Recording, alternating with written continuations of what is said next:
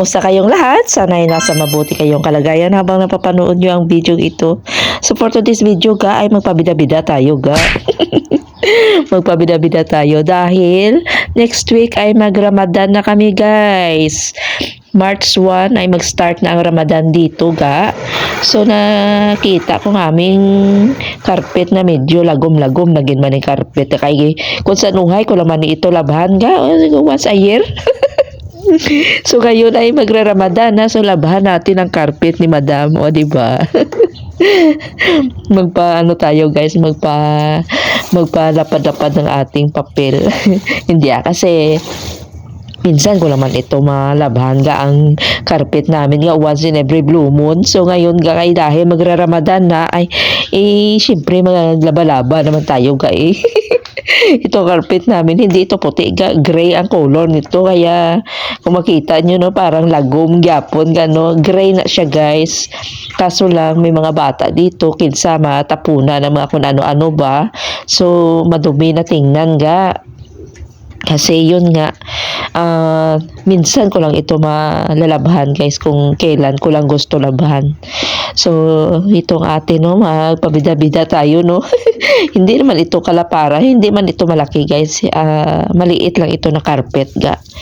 So, ito ang aking pinag-abalahan ngayong araw, itong paglaba ng carpet. So, hanggang ngayon ay hindi pa yan nauuga ga. Second day ngayon, hindi pa yan nauuga. So, yan kahapon, no, parang na ubos ko ang aking energy dayan sa kakakuskus ng carpet na yan gao na. So, hindi yan guys, hindi yan puti, no, gray ang color, kaya medyo lagom-lagom lang tingnan ga. So, itong aking mga pinagagawa, no? Ay, nako. So, ganyan pag mag-Ramadan, kailangan magsipag-sipagan tayo, no? So, kanina, naglaba ako ng kurtina, ga. So, kahapon yan, naglaba ako ng aming carpet. Hindi naman ito, hindi naman ito kalakihan. Maliit lang itong carpet namin. Diba? Para na pagising ng aking amo, nasaan ang carpet? Nilabahan siguro ng aking ng aking kadama na huwaran o di huwaran.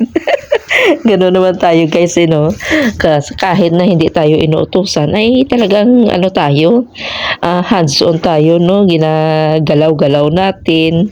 Gano'n ako ga, hindi na ako kailangan nga utos-utusan ga, kasi alam ko na yan. Ang amo ko ga, hindi man yan nag-uutos ga. Pusa ko yan na ginalinisan, di ba?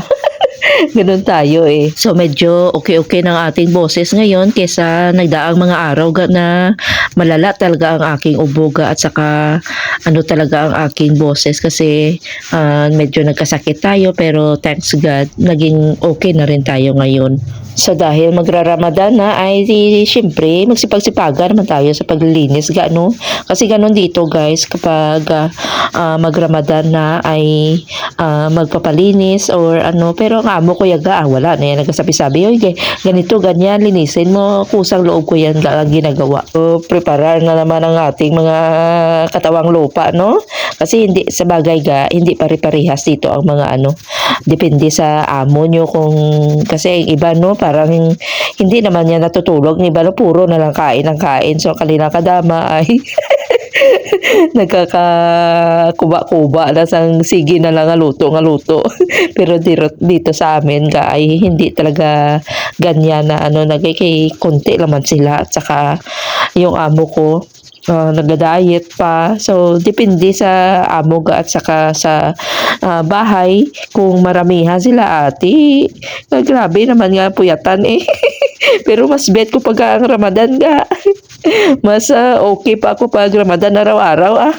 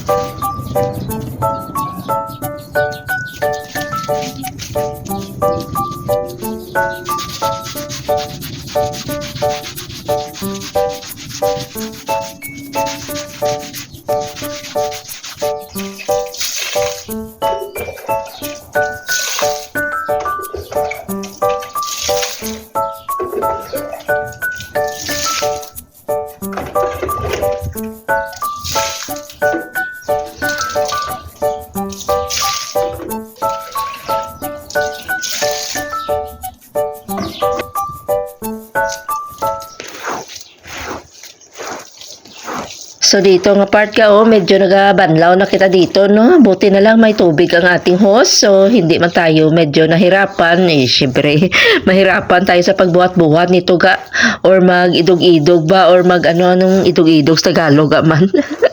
Basta magbuhat-buhat nito kay sobrang bigat magbasa ito guys.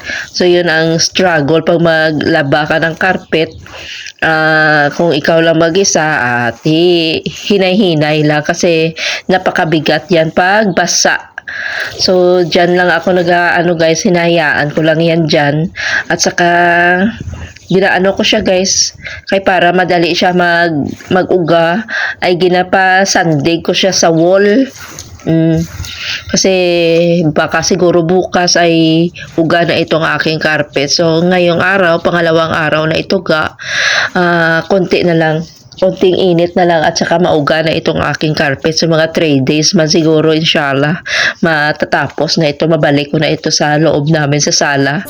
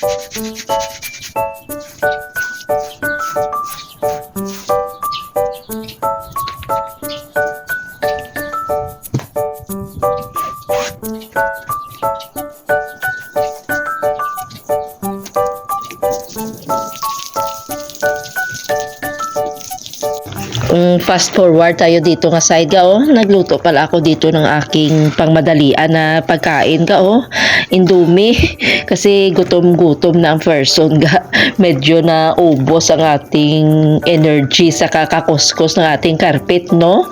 So nagluto na ako yan ng aking Indomie kasi para makahigop tayo ng sabaw at saka ito ang mabilis na mabilis na pagkain natin pag hindi na kailangan pa magluto-luto pa tayo ng mga ito na lang guys at saka isang shawarma solved na. Ay naku, ganitong buhay natin no, napakasaya. Pero okay lang siya guys importante makakaon tayo makakaon tayo sakto no, gutom wala pagkaon kay wala man di guys, wala man di bawal-bawal sa atin. So shawarma kag Indomie ay nako malipay na yan kalag ko yaga. So sa mga ulam nyo diha guys. So itong ating mga kaganapan ngayong araw na ito no. Basta gani nakakuha tayo ng ating energy, bawi tayo sa pagkain So ito ang ating mga kaganapan ngayong araw na ito guys. Salamat sa panunood at salamat sa inyong palagi suporta sa aking munting channel.